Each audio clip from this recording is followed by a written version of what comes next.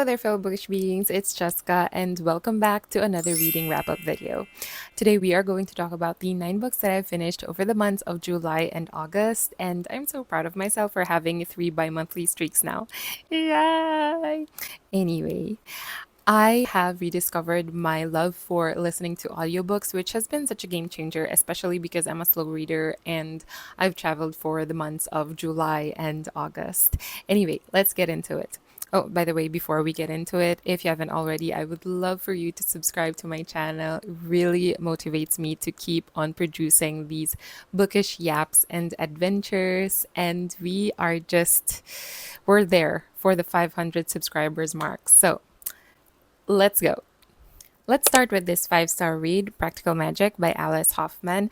This is the ultimate summerween read for me. We follow two witches, Sally and Gillian Owens, who were being raised by their bizarre aunts. I mean, this is how you do magical realism.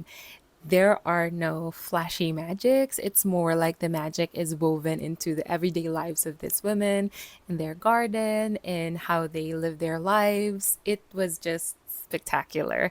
I haven't watched the movie yet because honestly, I don't know where to watch it. I need to probably buy it or rent it in YouTube or Prime. I know that a second movie is coming out, I think in October 31st or something like that, very soon.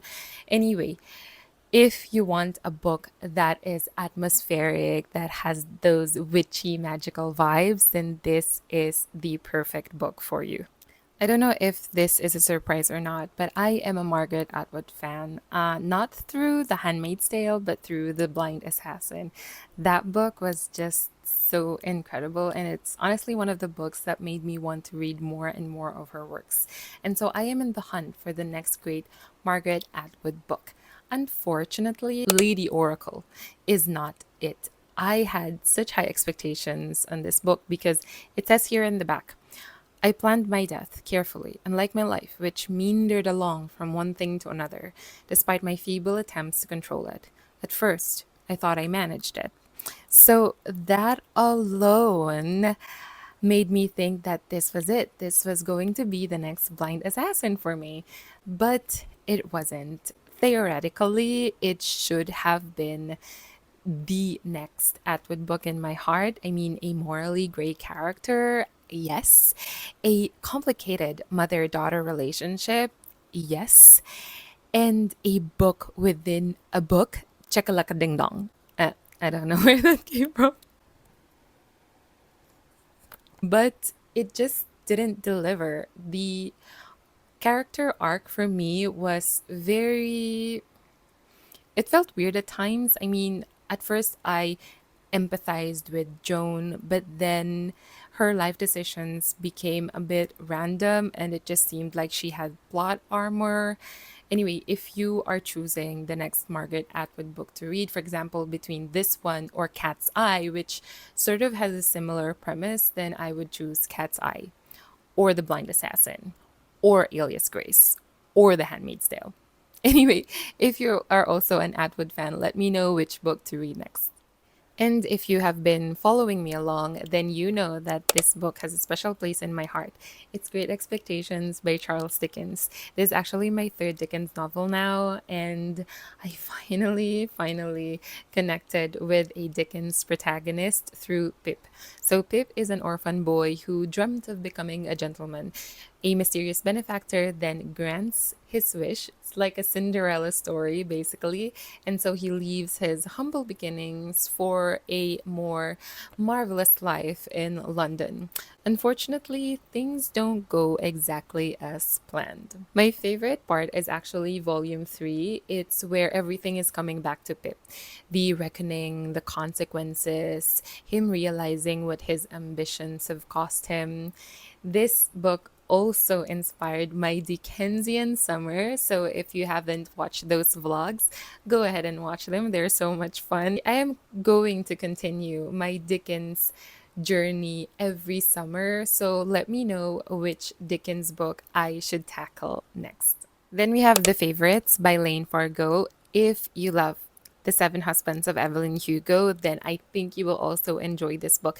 Except that instead of Hollywood, we are entering the cutthroat world of ice dancing competition. Honestly, I was very surprised that I enjoyed this book. I didn't think I would, but I really did. It was super immersive. The book uses a TV documentary, reality TV kind of structure. So we see Katerina's point of view, and then there would be interviews, and it was just so much fun. You wouldn't know who to believe. And of course, the plot isn't unnecessarily complicated or very mysterious. I mean, you probably would already guess what would happen, but you would still want to read and read and read. I didn't even feel that I needed to Google all of the ice dancing terminology that the book was continually describing because it was that immersive. And there was even a point where it was talking about a Taylor Swift song. What was it? I think it was The Last Time, and I listened to it while reading the last chapters of the story because it was their last song sort of in their competition, and I cried and cried. It was amazing. If you have time to binge read a book, then this is the book to binge read. And then we go into the fantasy realm with Tress of the Emerald Sea by Brandon Sanderson. This was my first Sanderson book, and honestly, I've been very hesitant to try his realms because I just feel like I'm not ready for that kind of fantasy book. But I really did enjoy this one. So let me know which Sanderson books I should try next. So, anyway, going back to Tress, we follow this very shy, introverted girl who's never been anywhere until the love of her life gets kidnapped. And of course, she decides to rescue him. I mean, does she know what she was going in for? Absolutely not. But does she do it anyway? Yes.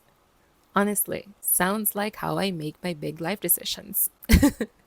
And watching Tress transform into this fearless adventurer was an absolutely fantastic time to read.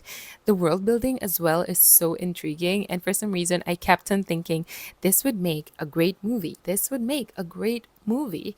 I mean, a very expensive movie, but an incredible movie nonetheless. And now we are entering my audiobook era. Honestly, Hold on.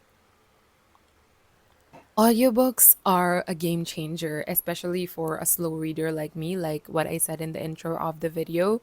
And it really helps me keep my mind off of my anxiety as well, and really motivates me to do more walking as well. Anyway, let's get into these audiobooks. The first audiobook is Don't Let Him In by Lisa Jewell. Basically, we follow a con man and two of his victims. Well, we follow more, but the majority of the story revolved around his alleged wife and his alleged mistress.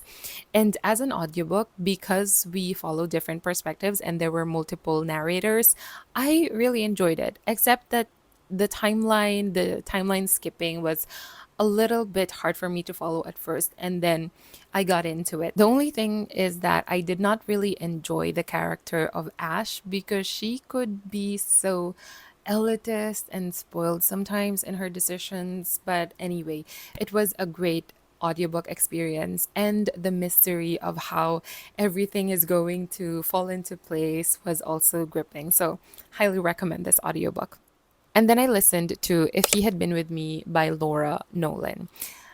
If you gave this book to me when I was 19, or if I listened to this book when I was 19 or in my teenage years, I would have loved it. I would have really devoured this book. But now in my late 20s, it was just too much for me. It's basically a coming of age story that explores friendship, love, grief, growing up. We follow Autumn and Finny, childhood friends who sort of grew apart when they entered high school because they had different interests and social circles, but they still retained this very strong bond. And the main problem was that I didn't like Autumn, the main character.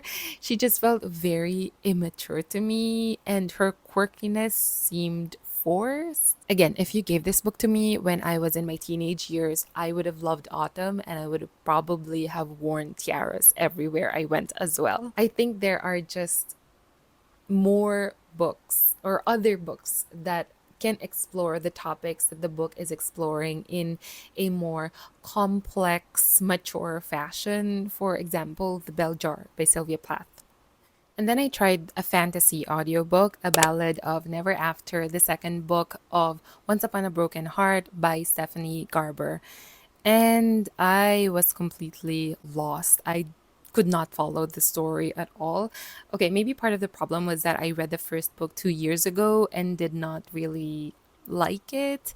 Again, if I read this book in my teenage years, I would have loved the fairy tale theme, the Romeo and Juliet kind of attack to this story, but it just felt juvenile to me. And the second book was no different. I don't know if I should give this book a chance as a physical book, maybe when I actually read the words and follow the adventures, like just reading it, I would appreciate it more. I don't know. Let me know what you think. I think there are other books or other book series which are more interesting to explore. And so finally, I went back into a thriller audiobook with The Coworker by Freida McFadden. This was my second McFadden book after The Housemaid, and I really enjoyed the audiobook. I think it works well as an audiobook because McFadden's writing style is very straight to the point and direct, so you can easily follow along with the story. Although the plot of this one is not as mind blowing as The Housemaid. In this story, we follow Dawn, an eccentric woman who is obsessed with turtles, and Natalie, the mean coworker. And it's sort of a she said kind of story. At first, you wouldn't know who to believe, and then you kind of figure it out along the way. The plot is not very complicated, unlike I would say in The Housemaid. But again, I did enjoy this audiobook experience. And that's it. Let me know in the comments down below what you think of listening to audiobooks as a reading experience. And again, if you haven't already, I would love for you to subscribe so we can be on this slow reading journey together. Thank you so much for watching, and I will see you in the next book. Bye.